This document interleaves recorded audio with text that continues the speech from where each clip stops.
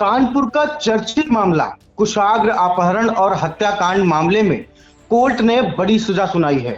आपको बता दें कि तीनों आरोपियों को कोर्ट ने डबल आजीवन कारावास की सजा दी है, यानी कि मृत्यु तक तीनों आरोपी जेल में रहेंगे। अब क्या है पूरा मामला, कौन कौन आरोपी थे, कौन दोषी पाए गए, किनको सजा हुई, इस पर क्या कुछ परिजनों को कहना है, पूरी जानकारी देने के लिए सीधे फोन लाइन से जुड़ चुके हैं आई इंडिया के editor in chief doctor Pankaj Singh Gaur ji. तो सर ये बताएं, ये मामला बहुत ही चर्चित मामला रहा है, आज इस पर सजा सुनाई गई है, दोषी करार दिए गए हैं 3 लोग, क्या है पूरा मामला? और देखिए अर्पित, आपको बता दें कि कानपुर के जयपुरिया स्कूल के हाई स्कूल के छात्र कुशाग्र कनोडिया का 30 अक्टूबर 2023 को उस समय अपहरण कर लिया गया था जब वह कोचिंग के लिए घर से निकला था। बाद में उसकी नृशंस हत्या कर दी गई थी। जांच में सामने आया कि इस जघन्य अपराध की साजिश कुशाग्र की ट्यूशन टीचर रचिता वत्स ने अपने प्रेमी प्रभास शुक्ला और उसके साथी शिवा गुप्ता के साथ मिलकर रची थी। पुलिस ने तीनों को गिरफ्तार कर उसी समय जेल भेज दिया था। कुशाग्र के पिता कपड़ा कारोबारी मनीष कनोडिया परिवार सहित आचार्य नगर में रहते थे। मूल रूप से पटकापुर के रहने वाले मनीष 10 साल पहले यहां आकर बसे थे। 4 मंजिला इस अपार्टमेंट में राजेंद्र कुमार जो गार्ड था, वो कारोबारी के बेटे की हत्याकांड का पर्दाफाश उसी की सजगता से इतनी जल्दी हो सका था। दरअसल मनीष कनोडिया कारोबार के सिलसिले में ज़्यादातर गुजरात में ही रहते थे। बेटा कुशाग्र जयपुरिया स्कूल में हाई स्कूल का छात्र था। वह शाम करीब 4 बजे स्वरूप नगर स्थित कोचिंग जाने के लिए घर से निकला था। रोज़ाना के लौटने के समय 8 बजे तक वह घर नहीं लौटा, यानी तो माया, सोनिया और भाई आदित्य ने उसे फ़ोन किया। उसका नंबर स्विच ऑफ बता रहा था। राजेंद्र के मुताबिक रात 8:30 और 9 बजे के बीच स्कूटी से नकाबपोश और हेलमेट लगाए एक युवक पहुंचता है और उन्हें एक लिफाफा देते हुए कहता है कि वह लिफाफा मनीष कनोडिया ने दिया है, जिसे वह उनके घर दे आए। इसी दौरान जो गेटकीपर था राजेंद्र, उसको शक होता है और उस युवक से वो कहते हैं कि हेलमेट और नकाब उतार कर जाएं और खुद लिफाफा देकर आएं। रात होने की वजह से वह युवक का चेहरा नहीं देख सका। उसे शक हो रहा था कि उसने स्कूटी का नंबर जो देखा था आगे की तरफ कालिख लगाकर नंबर को ढक दिया और पीछे वाली जो नंबर प्लेट थी उस पर उसने कपड़ा बंधा हुआ था, यानी कपड़ा बांध दिया, तो और शक गहराया। यही वजह थी कि गार्ड ने कपड़ा हटाकर देखा और उसका नंबर भी नोट कर लिया और गार्ड को तब तक कुशाग्र के गायब होने की जानकारी नहीं थी, इसीलिए वह बस इतना ही काम कर सका। जब फिरौती के पत्र की जानकारी मिली तो उसने इस घटनाक्रम की जानकारी पुलिस को दी। साथ ही यह भी बताया कि उसने जो नंबर नोट किया है वह कुशाग्र को ट्यूशन पढ़ाने आने वाली शिक्षिका रचिता की स्कूटी से मिलता जुलता है। यही नहीं, दोनों स्कूटी का रंग भी एक जैसा है। इस सूचना के बाद ही पुलिस रचिता और उसके पुरुष मित्र प्रभास शुक्ला तक पहुंच सकी। तो देखिए, ये पूरा जो खुलासा हुआ या जो हत्या आरोपी थे उन तक पहुंचने का जो माध्यम बना वो गेटकीपर था, जिसकी वजह से आरोपी पकड़े गए। और फिर आरोपियों की निशानदेही पर कुशाग्र का शव प्रभास शुक्ला के घर के बाहर बने कमरे से बरामद किया गया था। यह बरामदगी केस का अहम सबूत बनी। अभियोजन पक्ष की ओर से कुल 14 गवाह अदालत में पेश किए गए, जिनमें 3 गवाह मृतक के परिवार से जुड़े थे। बीते 1 सप्ताह यानी मंगलवार को मामले में अंतिम बहस पूरी हो गई थी, जिसके बाद आज बाकायदा उस पर फैसला सुनाया गया। रात करीब 9 बजे स्कूटी से एक युवक अपार्टमेंट में पत्र लेकर पहुंचा था और गार्ड से उनके घर देकर आने को कहा था। तो सोचिए जरा, गार्ड के मना करने पर वह अंदर गया और पत्र दरवाजे के पास छोड़कर चला गया। पुलिस पहुंची तब गार्ड ने बताया कि एक युवक पत्र लेकर आया है। इस पर परिवार के लोगों ने पत्र खोला तो उसमें बच्चे को सुरक्षित रखने के लिए 40 लाख रुपए की फिरौती मांगी गई थी। तो ये माफ़ कीजिएगा 30 लाख रुपए की फिरौती मांगी गई थी। तो 30 लाख रुपए फिरौती के लिए कुशाग्र की हत्या कर दी गई थी। ये पूरा मामला बहुत ही चर्चित हुआ था कानपुर का। अब इस मामले में सज़ा सुनाई गई है।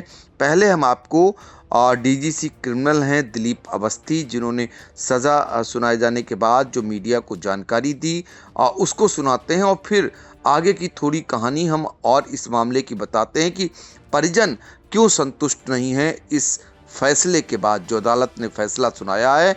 परिजन क्यों नहीं संतुष्ट हैं उसको भी सुनाते हैं।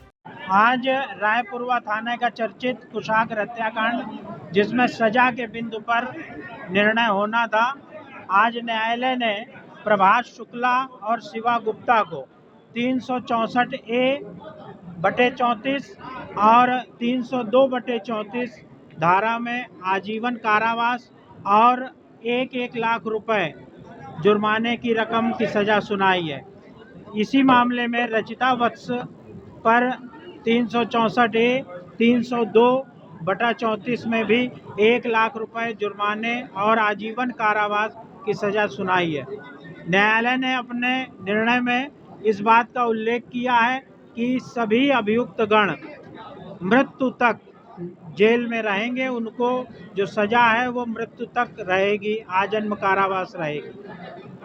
तो आपने सुना कि जो बता रहे थे कि सजा हुई है, डीजीसी क्रिमिनल की ओर से बताया जा रहा था, लेकिन हम आपको बता दें कि कानपुर में जो कारोबारी के बेटे कुशाग्र की हत्याकांड में जो सजा हुई है ट्यूशन टीचर और उसके प्रेमी और उसके साथी को, ये उम्र कैद की सज़ा हुई है।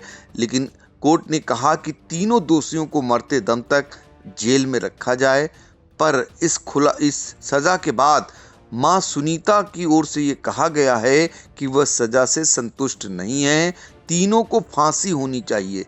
जैसे उन लोगों ने उनके बच्चे का गला दबाकर उसे मार दिया, वैसे ही उनका भी गला दबना चाहिए। एक माँ की पीड़ा, एक माँ का दर्द। आज माँ जब सज़ा हुई तो माँ के आंखों से आंसू बरबस ही फूट पड़े, चूँकि उसे वो सारा दृश्य वो अपने बेटे जो प्राण से भी प्यारा कहा जा सकता है उनके लिए, और उसका चेहरा याद कर उनके आंखों के आंसू निकल आए। लेकिन उन्हें लग रहा है कि सज़ा जो उनकी अपेक्षा थी फांसी की, वो सज़ा नहीं हुई है।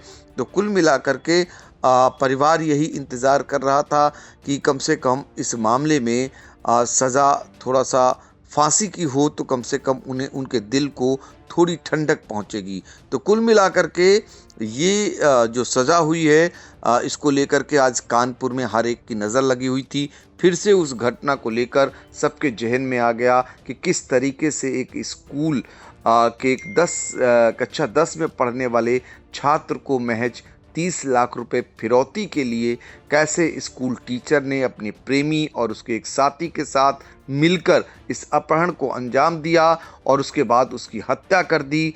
तो ये दिल दहला देने वाली घटना थी। और जो विश्वास होता है एक टीचर के प्रति, एक छात्र का, एक परिवार के प्रति, एक छात्र का या परिवार के प्रति एक टीचर का, वो कहीं ना कहीं उसकी भी हत्या कर दी, तो कैसे लोग विश्वास करेंगे, एक बड़ा सवाल बना। लेकिन कुल मिलाकर के बताया ये गया, जो प्रभात था, जो प्रेमी था, रचिता वत्स जो टीचर थी, वो दरअसल फिरौती के पैसों से वो स्विफ्ट डिज़ायर कार लेना चाहता था। इस वजह से उसने इस घटना को अंजाम दिया और रस्सी से उसका गला कसा था। इस प्रभात ने इस बात को स्वीकार भी किया था।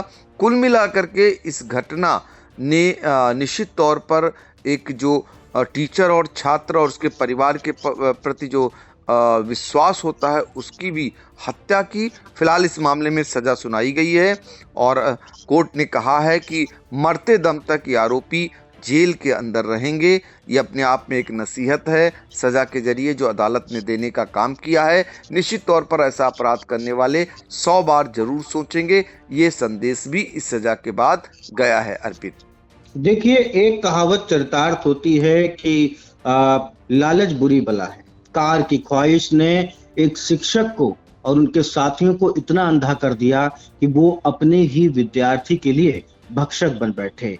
कहीं न कहीं एक जो कहावत है वो इस मामले में चरितार्थ नहीं होती है कि गुरु गोविंद दोऊ खड़े काके लागू पाए। जहां जिस देश में गुरु को ईश्वर से भी बढ़कर दर्जा दिया जाता है, गौरतलब है कि जो कुशाग्र की मां है वो फांसी की मांग कर रही हैं। कहीं न कहीं उनकी ये जो बात है, उनकी जो मांग है, ये पूरे कानपुर ही नहीं बल्कि पूरे उत्तर प्रदेश में चर्चा का विषय बनी हुई है।